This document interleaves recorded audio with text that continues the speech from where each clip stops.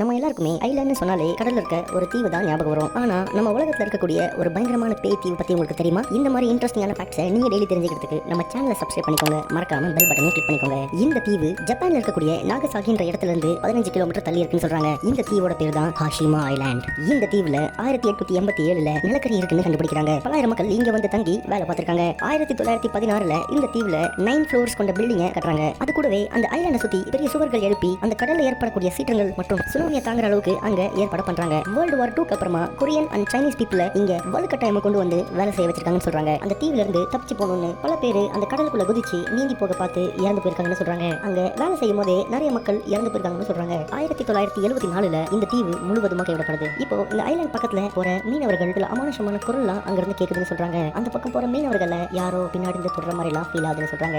இந்த மாதிரி இன்ட்ரெஸ்டிங்கான ஃபேக்ட் நீங்க டெய்லி தெரிஞ்சுக்கிறதுக்கு நம்ம சேஷாஸ்பல் சேனலை சப்ஸ்கிரைப் பண்ணிக்கோங்க. மறக்காம பெல் பட்டனை கிளிக் பண்ணிக்கோங்க.